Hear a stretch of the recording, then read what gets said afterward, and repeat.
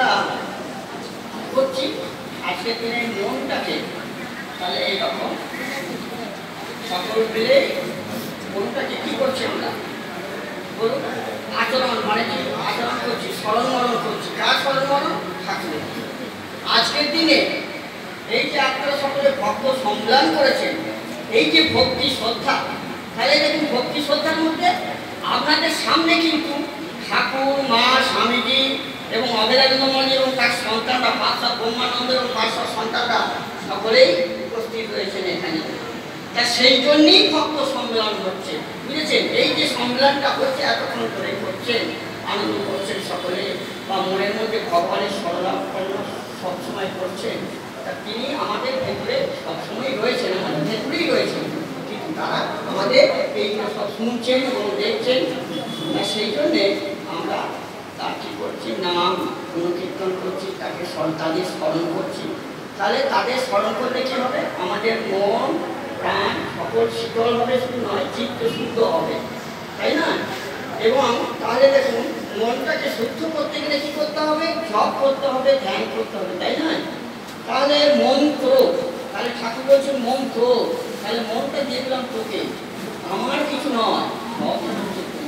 তাহলে এইটা আমাদের সবসময় চিন্তা করতে হবে তাহলে কি যে মন সব হচ্ছে তোমার আমার কিছু না ওই যে আমি আমার এখানে পৃথিবীতে কিছুই নেই এখান থেকে ভগবান চলে গেলে 1.5 বছর ঠাকুর বলছে তাহলে সবই তো থাকবে কথা বলতেও পারবে না নড়তেও পারবে না গান করতেও পারবে না এই যে বক বক করছে জীবটা তাও পারবে না কেন পারবে না বলুন তো আর এই যে ভগবান হয়েছে পরমাত্মা তিনি এখান থেকে বেরিয়ে যাচ্ছেন বেরিয়ে গেলে পরে তখন আপনার এই শরীরের কোনো দাম নেই আমি শিক্ষিত আমি 5টা পাস করেছি এর পাশে কোনো ইয়ে নেই তাহলে কি ঠাকুর বলছেন জীবনের আমাদের উদ্দেশ্য তাকে লাভ করা তাই সেই জন্য কী করতে হবে জপ ধ্যান করতে হবে তাই না তাহলে মন্ত্র এই যে মন্ত্র কথাটার অর্থ কী আমরা যে কোনো দেবতা ধরুন যে কোনো দেবতা তাকে আচরণ করছি মনে মনে মানে সবসময় মানে ইয়ে করছি স্মরণ মরণ করছি বুঝেছেন তাকে বলে মন সে আপনি কালী হোক দুর্গা হোক কৃষ্ণ হোক রামকৃষ্ণ হোক আল্লাহ হোক যিশু হোক তাকে স্মরণ করছে সবসময় আপনি তার ইয়ে করছেন মনে মনে তার চিন্তা করছেন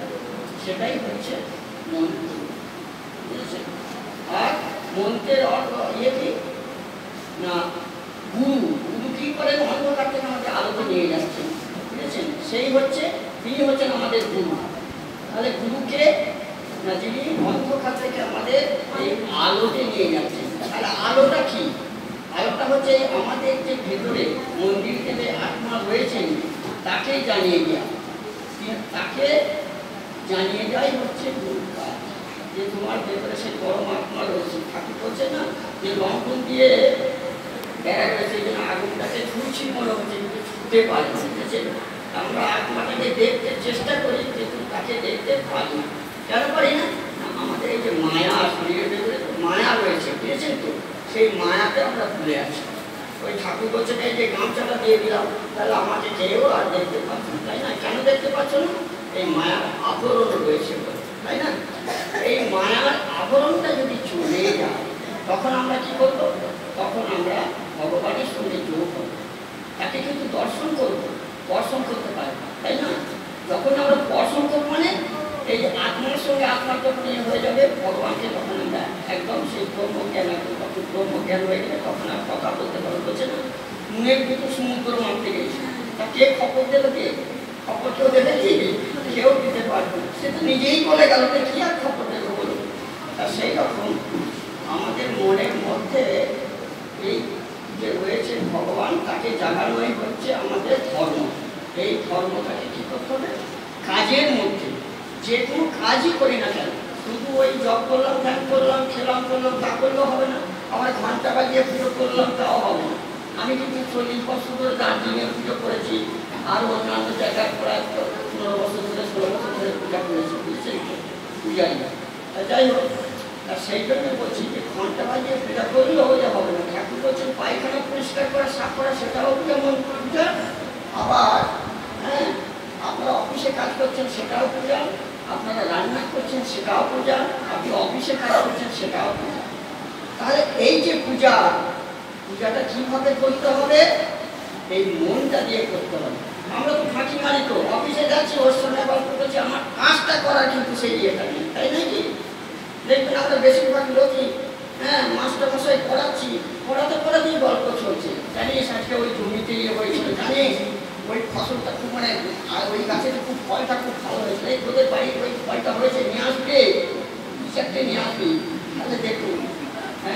তাহলে পড়ার সময় কী করতে হবে? ধ্যান দিতে হবে আমার ছাত্ররা যাতে তার দিকটা যাতে ঠিকভাবে তৈরি হয়, বুঝেছেন? তা সেই রকম আমাদেরও এই যে আজকে সংগ্রাম করছে, তা আমরা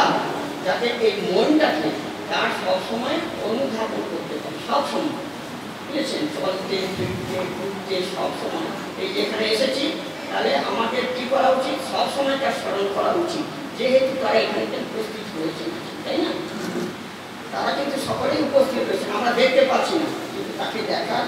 সেই চোখ আমাদের আছে এইখানে, এই চোখ দিয়ে তাকে দেখা যায় না। তা সেই জন্যে আমরা কিন্তু কী করবো? জপ করবো, ধ্যান করবো, তার স্মরণ করবো, করলে তাকে দেখা পাবে। তা সেই জন্য কী করতে হবে? আমাদের মন দিতে হবে, ধ্যান দিতে হবে, সেই মন ধ্যানটা তন্ময় হয়ে করতে হবে। তা সেই তন্ময়টা কি ঠাকুর বলছেন? দেখুন, আমার শরীরটা আমি এত ভালোবাসি, এই চুল খুব আলগাচ্ছি, একটা বেশ গয়না করছি, কি ভালো লাগছে, এই যে চাদরটা দিয়ে যাহা বেশ দেখবে লোক খুব ভালো লাগছে একদম, বুঝেছেন তো? এইটা খুব করছি, আর তাহলে কি করছি না, এটা কি আমাকে কি করা উচিত? তাহলে আমি কি করছি? নিজেকে ইয়ে করছি, বুঝেছেন? এই আমাকে নিজেকে নিয়েই আমি ব্যস্ত হয়ে গেলাম। তাহলে এই যে শরীর, আমি যখন তার স্মরণ মরণ ধ্যান করবো, তার এই যে শরীরটা হচ্ছে তার যে এত প্রিয় জিনিস,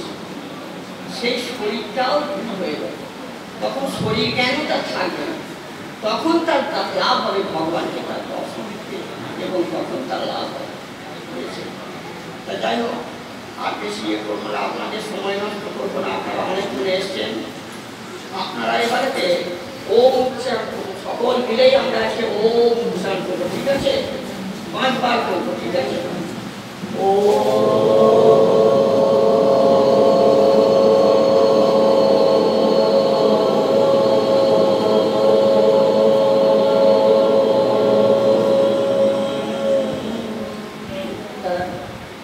শিবজারা সোজা রাখতে হবে, জপ করতে গেলে, ধ্যান করতে গেলে এই শিবজারাটা সোজা রাখতে হয়, তাহলে মহাবায়ু যখন উঠবে, এই সুষুম্না পথ থেকে যখন যাবে, টানালে তো হবে না, এই রাত্রিবেলা থাকলে হবে না, এই সুষুম্না পথ থেকে এই নাইটাকে কী করতে হবে? জাগাতে হবে, বুঝেছে? ও